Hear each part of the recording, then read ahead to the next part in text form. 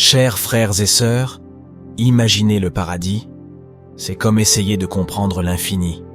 C'est un exercice qui stimule l'esprit et l'âme.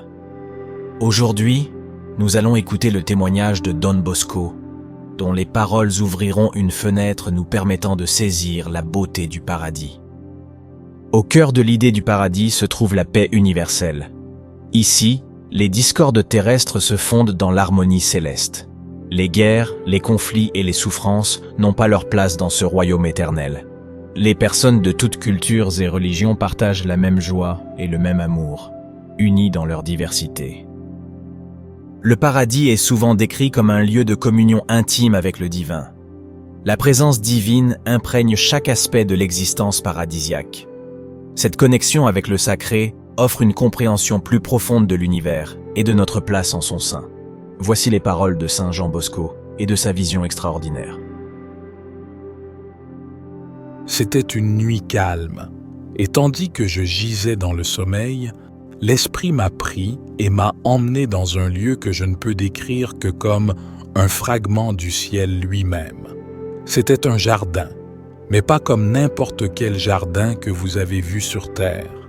C'était un lieu d'une beauté incommensurable, avec des arbres luxuriants chargés de fruits scintillants et des fleurs brillant des couleurs les plus vives que vous puissiez imaginer.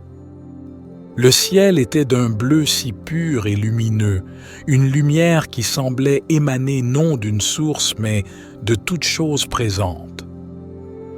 Mais ce qui m'a le plus frappé, c'étaient les jeunes qui peuplaient ce jardin.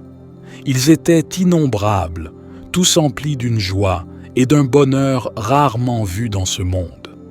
Ils riaient, chantaient et dansaient avec une légèreté que seules les âmes libérées de tout fardeau peuvent connaître.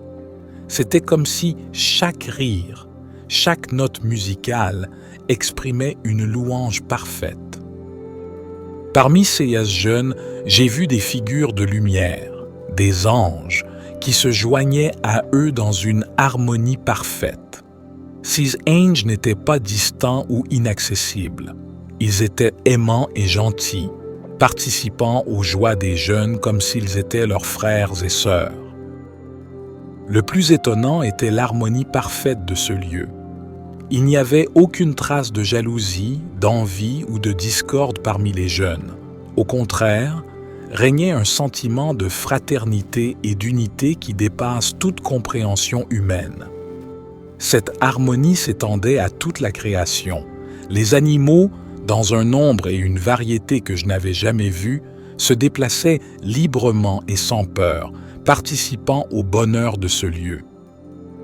La musique qui remplissait l'air était différente de toute musique terrestre.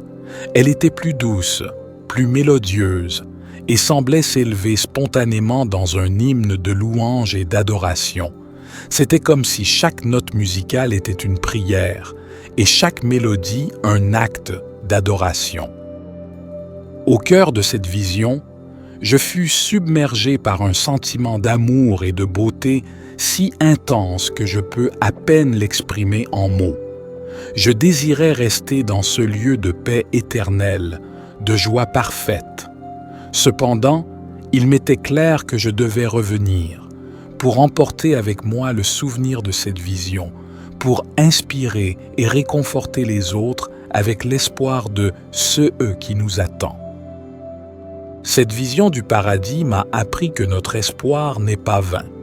Il existe, en effet, un lieu de paix et de joie éternelle qui nous attend, un lieu où l'amour et l'harmonie règnent en maître. Cet espoir est ce que nous devons porter dans notre cœur chaque jour alors que nous poursuivons notre voyage sur cette terre.